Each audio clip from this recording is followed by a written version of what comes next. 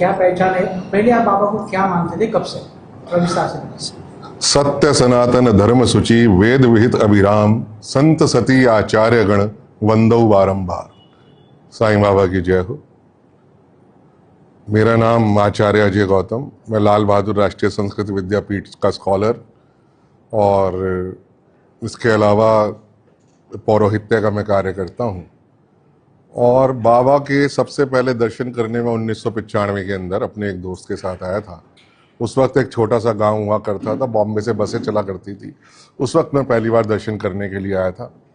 और दिल्ली के अंदर लोधी रोड पे जो एक मंदिर है साईं बाबा का, जो दिल्ली के सभी लोग जानते हैं, वहाँ हम अक्सर दर्शन करने के लिए जाया करते थे। फिर कुछ समय के बाद पश्चात सोशल मीडिया में बहुत सारी इस तरीके की अनर्गल या मिसलीडिंग बातें आने लगी, जिससे एक हिंदुओं को डिवाइडेशन या विभाजित करने की बात थी, या साईं बाबा को लेके कुछ उस तरीके की बातें थी जो सत्य नहीं थी।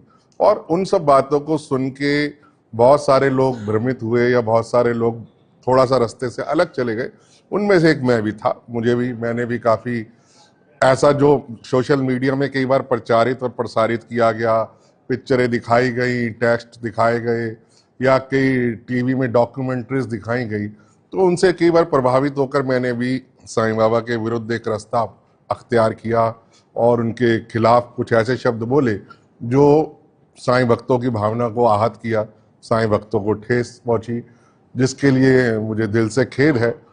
और मैं ये जानता हूँ, मैंने जो अनुभव किया पिछले कुछ समय से, कि साईं बाबा के आज नहीं, जब मैं 1995 में आया था, तकरीबन 30-31 साल पहले, उस वक्त भी करोड़ों भक्त थे पूरी दुनिया में, और आज उन भक्तों की संख्या कई गुना बढ़ चुकी है। और ये भक्त के और उसके गुरु के और उसके ईश्वर के बीच का संबंध है।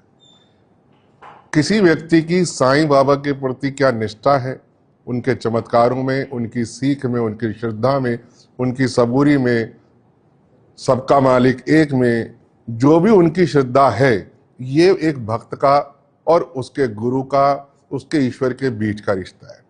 हम लोग कई बार सोशल मीडिया के माध्यम से या इस मीडिया का जो गलत डिजिटल प्लेटफॉर्म का जो मिसयूज किया जाता है, उसमें आके कुछ चीजों को सत्य मान लेते हैं जो नहीं होता। जैसे राजस्थान, जैसे कहते हैं रेगिस्तान में झील दिखाई देती है पानी की, लेकिन होती नहीं है।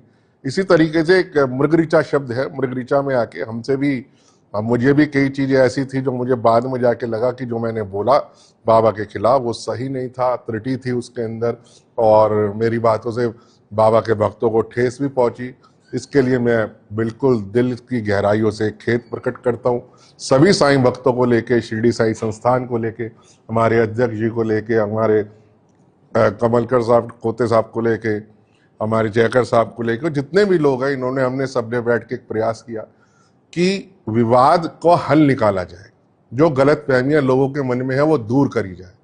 साईं बाबा के जन्म को लेके, उनके धर्म को लेके, उनके इतिहास को लेके, उनकी सीख को लेके, उनकी शिक्षा को लेके, जो एक समाज में एक ऐसी दायरा बन चुका है जो बाबा के प्रति एक गलत धारणा को पैदा करता है, विवाद को बढ़ाने की जगह मैं धन्यवाद देना चाहूँगा हमारे अध्यक्ष जी का, हमारे कोते साहब का, कमलाकर साहब का, कि इन्होंने प्रयास किया कि हम विवाद ना बढ़ाएं और लोगों में जागरण बताएं, लोगों को सच बताएं। और उसी कड़ी के अंदर आज मैं यहाँ शिरडी आया। मैंने खुद बाबा की आरती को जब देखी तो जो हमारे कह लीजिए शुक्ल यजुर्वेद का पुरुष सूक्त है जयकर साहब, उससे आरती थी, शुक्ल यजुर्वेद के मंत्रों से आरती थी। चंद्रमा मनसो जात चक्षुः सूर्यो जायतः, या भोग लगाने का तरीका प्राणाय स्वाहा, पनाय स्वाहा, वहनाय स्वाहा, जितनी भी जो भी परंपरा थी, वो निश्चित में आप जब आरती में खड़े होते हैं तो आप अपने अपने इष्ट देवता से कनेक्ट हो जाते हैं। तो आज की जो यहाँ मेरा आने का जो प्रयोजन था वो यही था कि लोगों के मन में जो गलत बातें हैं, गलत धारणा है, उनको किसी न किसी रूप में दूर करा जाए। मेरे से जो जाने अनजाने में गलती हुई उसके लिए खेद प्रकट किया जाए। और यही बात आज कोर्ट के अंदर भी मैंने माफ़ीनामा दिया इस बात का कि जो भी था वो मैंने डिजिटल मीडिया या सोशल मीडिया के प्लेटफॉर्म से प्रभावित होकर किया, जो कि सच नहीं था। और आज जब सच मेरे सामने आया तो मुझे कोई अधिकार नहीं है कि मैं करोड़ों लोगों की जो आस्था है, जो श्रद्धा है, जो बाबा के प्रति भक्ति है उसके अंदर किसी भी तरीके का मैं इस हस्तक्षेप करूं। और आज हम लोगों ने यही फैसला किया, कमलाकर साहब ने और हमने, कि लोगों के बीच में इस जागरण को बढ़ाना है, बाबा की भक्ति को बढ़ाना है, बाबा की सीख को बढ़ाना है, और उनके धर्म को लेके, उनकी सीख को लेके और बाकी चीज़ों को लेके समाज में जो गलत धारणाएं फैली हुई हैं उसको अपने को समाप्त करके सभी हिंदू सनातन धर्म को एकत्र कर एक ही समय पे एक ही रास्ते पे चलना है। धर्म या पंथ संप्रदाय के नाम पे अपने सनातनियों को विभाजित नहीं होने देना। पहले ही अपने सनातन पे बहुत खतरा है और इस तरीके से विभाजित होते रहेंगे तो कहीं ना कहीं नुकसान हमारे धर्म का है, हमारे समाज का है। आप बाबा ने आज आपने बाबा साहेबों की आरती की, आरती में शरीक हुए थे, क्या भाव लगता है जब आप बाबा की तरफ देखते हैं, क्या महसूस होता है? मैंने कहा कि जब बाबा की आरती के अंदर कोई भी व्यक्ति जब शरीक होता है ना, वो अपने इष्ट देवता से कनेक्ट हो जाता है। काशी विश्वनाथ जी के अंदर 5 तरीके की आरतियां होती हैं सुबह से लेकर रात तक की। पहली मंगला आरती होती है, फिर भोग आरती होती है, फिर सप्तऋषि होती है, श्रृंगार आरती होती है, शयन आरती होती है। आप मानिए जब मैं यहाँ था तो मुझे उस वक्त में एक समय में वही भाव आया जैसे मैं काशी विश्वनाथ जी के ज्योतिर्लिंग के सामने खड़ा होके और उस सप्तऋषि आरती के अंदर मैं जैसे बाबा विश्वनाथ को कनेक्ट कर रहा हूँ।